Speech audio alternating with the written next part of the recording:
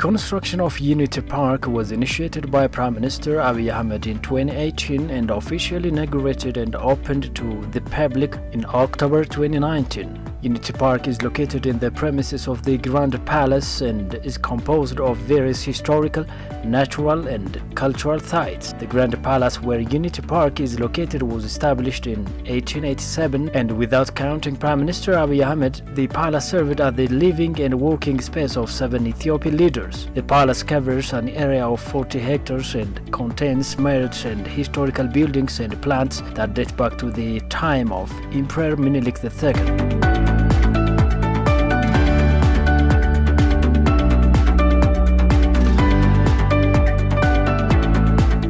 My name is Nazrawi. I'm a tour guide for the Unity Parkers. I would like to say welcome to Unity Park here. And next we'll have a nice tour to see the main historical palace of King Menelik II and the rest Spartas, which is developed by the initiative of the Prime Minister. So there are about 8 main Spartas to be visited here. Just we focus the most important ones from the greenery area to the palace. So these all are developed within the new Prime Minister Abiy Ahmed. So these and other big projects are initiated by him, and especially this one helps us to see the historical importance of Ethiopia from all corners. So we start out from here.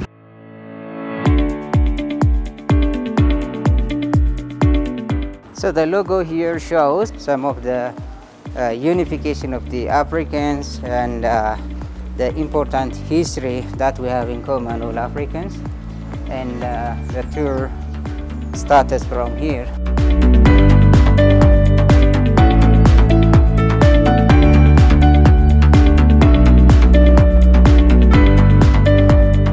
So this is the main gates of the Unity Parkers. Now we are on the first spot, which is a green area. Overall there are about 8 spots which is to be ready for visitors, for local and international visitors. But all, with the exception of the rest historical buildings, the new spots are developed after Dr. Abiy Ahmed came to power. So we focus on that, the historical palace of Menelik, the throne house, the banquet hall and the archive, which has a very many historical collection of Ethiopia and Africa, starting from the AU. So when you see this one, the greenery place is really one show of the historical, cultural and natural treasure of Ethiopia in different perspectives. And the rest thing is there is a kiddies playground, the botanical garden, the Blackmail Lion Zoo and the regional pavilions of Ethiopia that shows the history of Ethiopia and in some part all Africans. So by now we are starting the tour from the main historical palace of the King Menelik, which is called Egg Houses, and then we go there directly, so the tour will be there.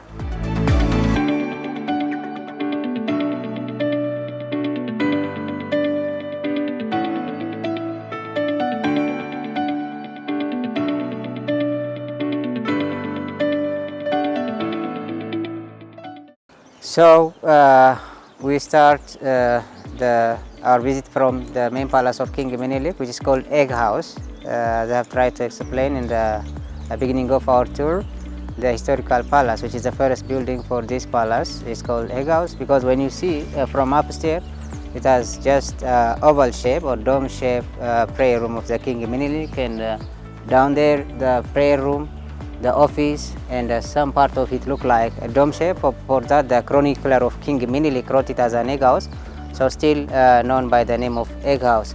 And inside, as you see, it is installed the main grand with the exception of painting and just restructuring some parts. So it is Barnero construction who just installed and try to paint as it is origin, do not touched by any means. And when you go inside, there are the waiting room of the Ministry of Defense, the so-called Haptagorgis Dinagde, one of the most prominent guy and the right-hand man of King Menelik back then. So he used that as a main office of him, and This one, which is in front of us, is the reception room of King Minilik, and inside there are different kind of historical collection that explains about King Minilik's activity and how he used to welcome some political diplomats from different countries. So the other part is banquet. So this one, which is found in the main palace of King Minilik, is called the small banquet one. So that's a place where he used to welcome and make a VIP dinner with the political diplomats and the royal families. And again, where Haile Selassie was present. And back there is a bedroom of the king and his wife, Empress Taitu. So this is called palace complex. Why? Because it has a lot of historical collection inside this, starting from the office, the prayer room, and again different kind of functional rooms back then.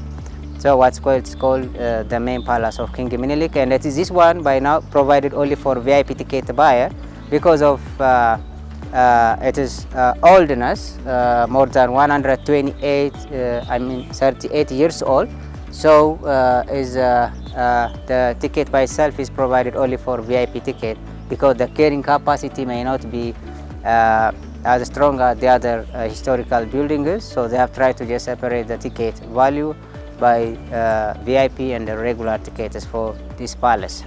And the other important thing, backside, there are also the Ministry of Councils, which is used as a main office in the time of King Haile Selassie I. So it is part of this palace collection. And next one, which we see is the main archive.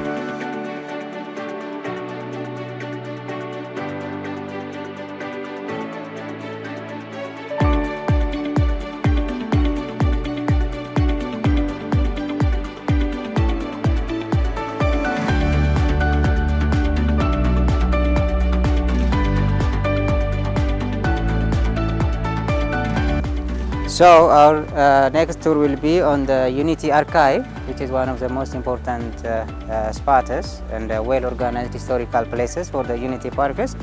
So this may be the very first kind from Africa, as we have information so far. So there are more than 1 million documents, which is well arranged in different kind of digitals and computers and videos. So this will be special access for the scholars and the historians to get references about this King Minilik Palace, and I will see the internal part.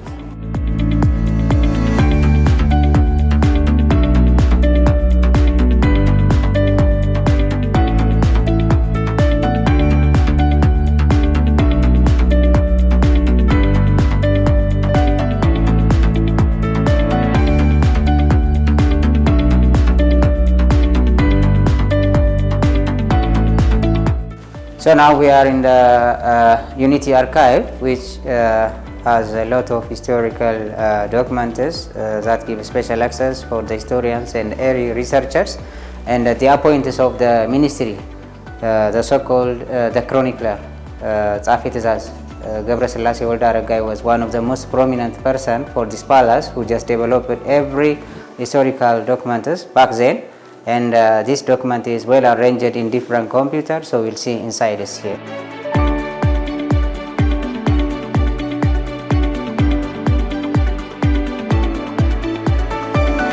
So as you have tried to mention about this archive, this is the most uniquely designed archive for the Unity Parkers and for the Palace of Minilik in all. And there are about 1 million documents in this archive, which are very important and prominent for the historians and for the researchers to access in different ways, in manual and in computer. And 1 million documents, and as well as 650 audio-visual documents, 767 photographs, and 10,000 file boxes in general.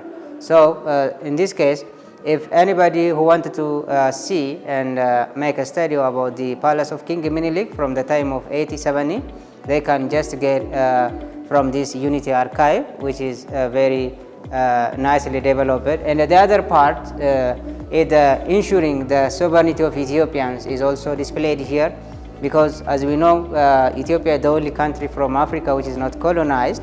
So these things are clearly displayed for the foreigners and for all Ethiopian historians here on the exhibition, as well as the Unity Archive, which gives a hint for all Africans, because the target of developing this kind of unique archive is just overviewing the history of Africa and just elaborating more about Ethiopia and how we are strong, and how this old initiative can be just also brought by the Prime Minister Abiy Ahmed.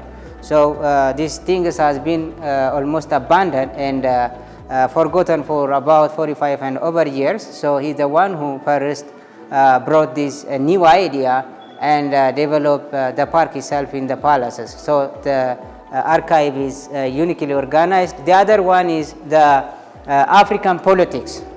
As you know, Ethiopia is the only country which has a very great civilization and has its own territory well demarcated from all Africans than before. So that is also displayed here. And again, the founder of the African Union members are here, which mainly make a summit in Addis Ababa in 1923. So these are the 30 members of the African Union by King Haile Selassie, Julius Nyerere, Jomo Kenyatta, Nkrumah, and other 13 are with the members of the African Unions. The other thing is the digital. This computer has multifunction. So if everybody who are coming to see the archive, they can just access some important history in brief ways. But if they want for special study, they will be given a button, so they can open the computer and get every history of this palace about King Menelik II, King Haile Selassie, Emperor Zewde II, and Colonel Mengistu Haile Mariam. So this thing is well developed. The other important thing is history of Ethiopia in front of the world. As you know, we have senior historical congregation from all Africans. So that thing is help us to show our history from all corners of the world, and that thing is also still developed in these ways.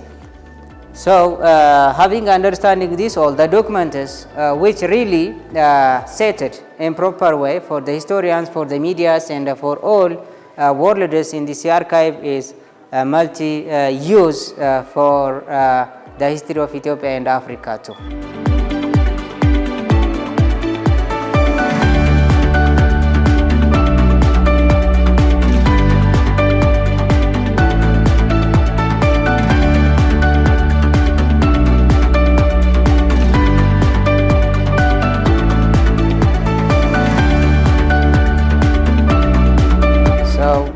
The other part that we need to mention here in the archive is the changes and the continuities of the Ethiopian history. So here we'll see different kind of the Ministry of the Courts, and again the Ministry of the Finance, the Ministry of Pen and Archive, Justice, everything which has been settled in Ethiopia is displayed here. And the other part is military context from the time of 1928 up to 33 at the War of Italy. So here you'll see the administrative condition of the Ethiopian system. This history is actually well organized, so the researchers and the students and every scholars have an access of getting these documents from the computer, which is displayed there. So the other part is the judiciary system of Ethiopia, which is displayed here, well organized, and tell us what the Ethiopian judiciary and the Supreme Court look like, especially in the palace that was judged by the king. As you know, in history, the king was the one who has ultimate power to give any decision, especially related with land and life disease. So the other important thing is the political economy of Ethiopia. As Ethiopia is a big country which has more than 3,000 history. So our political and economy history really be seen in depth in this the archive, and this one is a skin of Addis Ababa in 1950.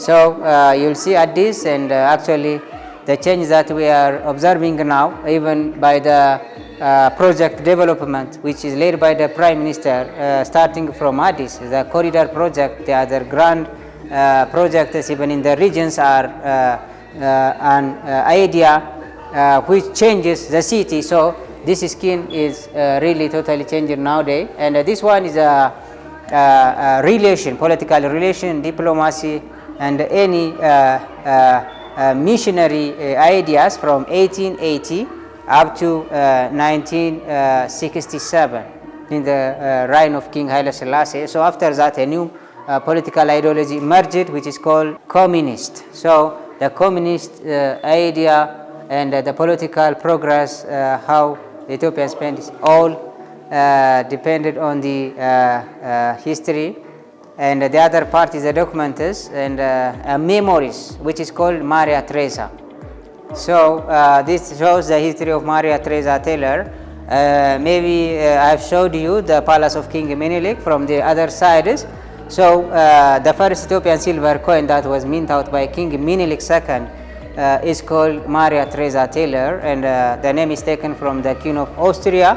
So her history and her political diplomacy with King Menelik II is displayed also here. So anybody who really needs to see this history, the minting process of the Ethiopian silver coin and the currency in general, can get from these displays and from the computer here.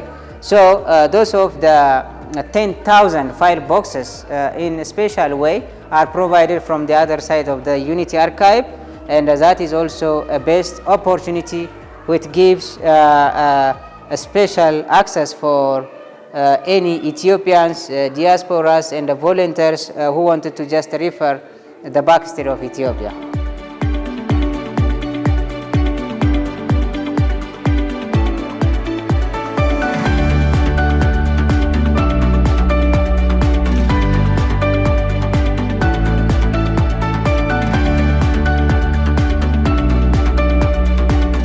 Next we'll see the stamp of King Haile Selassie here.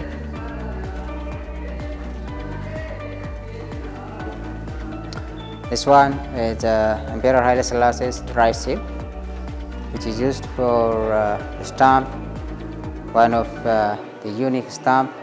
And here we'll see the stamp of the Commander-in-Chief of the Ethiopian Imperial Forces. As for and this one is for the Communist Party. The seal of the Abiot Sadat, what you call it, the revolutionary flame of the Derg. And this one is also for Erusal, the signature of President of Mengistu Haile Mariam.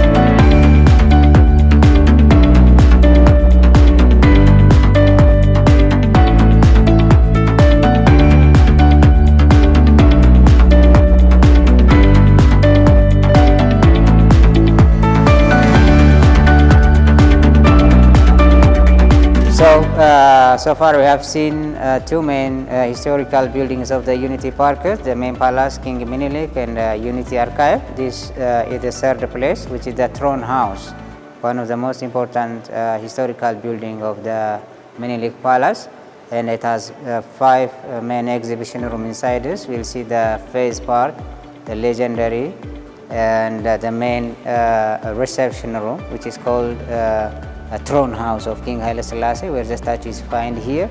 And the other one is the government exhibition that tell us the new modern state of Ethiopia from the time of Menelik up to now. So the main point that I wanted to mention here is about the total condition of the park's achievement, as well as the collection, which is included in the Unity Parks as a project. So when this thing is first planned to made in the Grand Palace, this is a center of diplomatic and political sites and the residence for the Prime Minister. So every world's political missionaries who came here to meet him can just easily see the history of Ethiopia in one round. So when you come to the museum and as well as the throne house of King Haile Selassie, we'll see his thrones, and again how he just welcomed those of the foreign diplomats like Charles de Gaulle, Tito, Jomo Kenyatta, as well as Queen Elizabeth of England. And the basement, which is the last part of this throne house, is the prison room, which was used as a wine cellar in the reign of King Haile Selassie, and later on changed by by the communist president Mengistu Haile Mariam from wine cellar room to prison room. So very many histories are well organized and displayed for every visitors and researchers in here. And this thing is done by Ethiopian historians and professionals. We'll see the internal parts here now.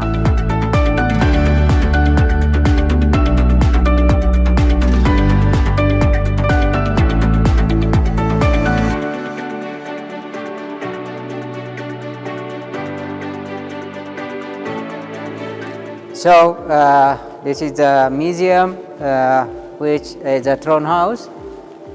There is a lot of collection. It is one of important sites from the other historical places, which used for different kind of state dinners and for different government programs. These photos, which is displayed here, show the indigenous places that are called Ethiopian herbals, which is provided nearby the cave. So the symbol shows the camel from the top side. That's also one of the pavilion for Afar and the Somali regions. Here is the Entoto Park, the amphitheater view from one side, and these are actually from the other important projects that are initiated by the Prime Minister and made in the city as well as out of the city. And here is the Friendship Square, the other important big parks down Sheraton Hotel, and the other part is also the Friendship Square too. So these are one side and the riverside projects, and that is just to show for visitors as a main part here in the throne house. And there is the crown of the king Haile Selassie and the hearts of King Menelik. So this statue is a statue of King Haile Selassie. The mattress itself is the original one, and this is a main place for the King Haile Selassie to welcome guests and political diplomats in this throne house. And here we'll see his crowns and as well as the crown of Taitu, Empress Taitu and the King Menelik. In the rest part there are some other projects which is displayed here, like Chabara Chorchora, Halala Kela and Wanchi, as well as Gorgora resorts. So as you know, by now in Ethiopia we do have a lot of grand projects that are mainly led by the office of the Prime Minister, and this thing is actually cooperatively done by the Ethiopian volunteers, rich persons, and all the diasporas who have an eager to just change their countries. And this one is Gorgora, one of the grand projects which was inaugurated 5 months before, and welcome very many governmental state dinners and political agendas in by. So this is one of the most highly previewed projects in Ethiopia, which is done by the Prime Minister.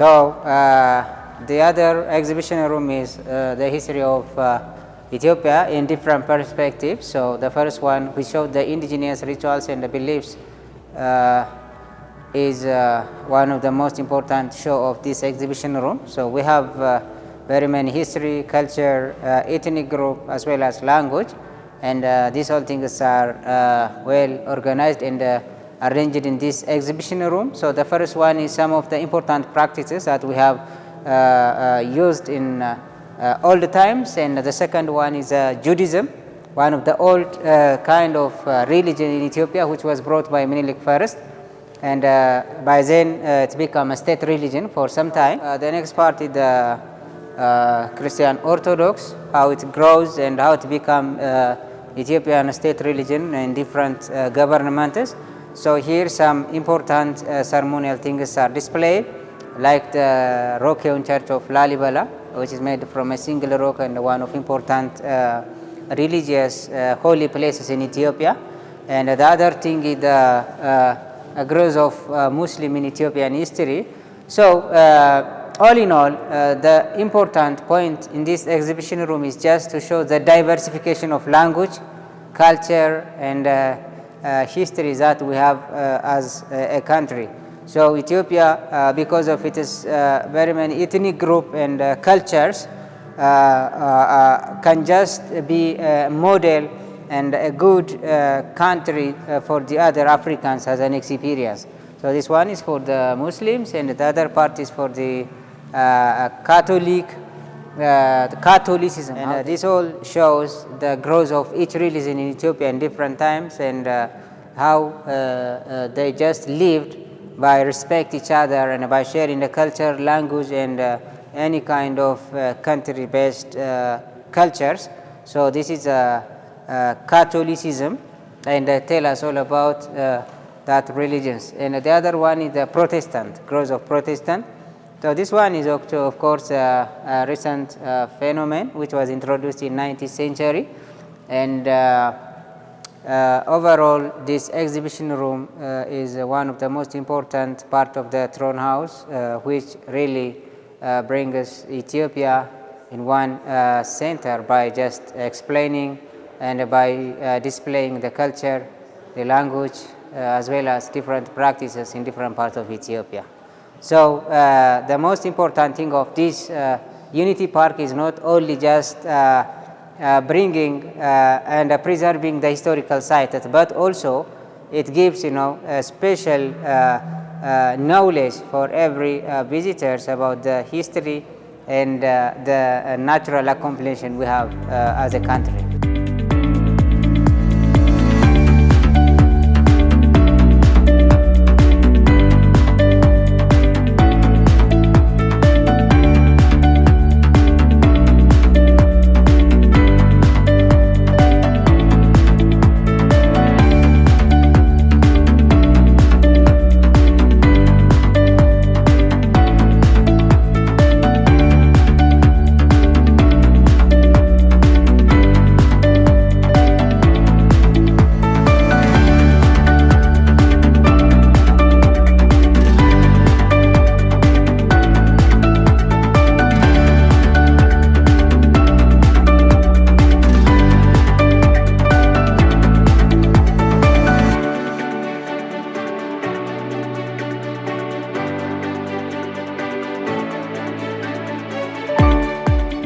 So this one is the third part of the throne house, which is a history of the King of Sheba, and the other phase, legends and governmental parties provided to the other sites. So this one mainly shows us how King of Sheba exactly went from Ethiopia to Jerusalem and met with King Solomon of Israel.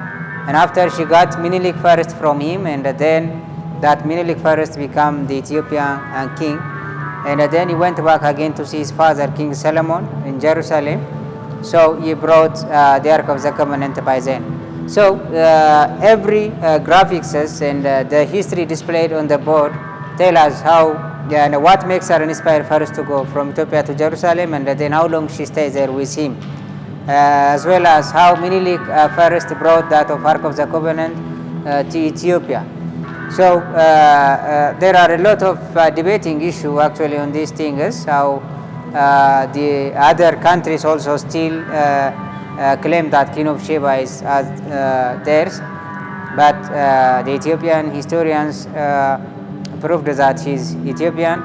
So this history belongs for Sheba and King Solomon of Israel, and the courtship that made between the two, King Sheba, King Menelik, and King Solomon. So after he brought the Ark of the Covenant, the lineage starts to be counted from that family. Like the last king of Ethiopia, Haile Selassie, is also part of that bloodline, which was 256 the Ethiopian king, until the last moment he dethroned by the communist president. So this room has preserved to tell the history of Ethiopia, 1,000 history of Ethiopia, is very nicely organized, and these whole things are just initiated in the premier time by this government. So the government played a great role by preserving Ethiopian histories and every important document is for the next generation. So no one would take care of this palace and these historical things to be preserved like this unless this prime minister really brought this idea. So these things all would not be visible and clearly displayed like this for us, and the coming generation also do not get these chances. So thanks for our prime ministers.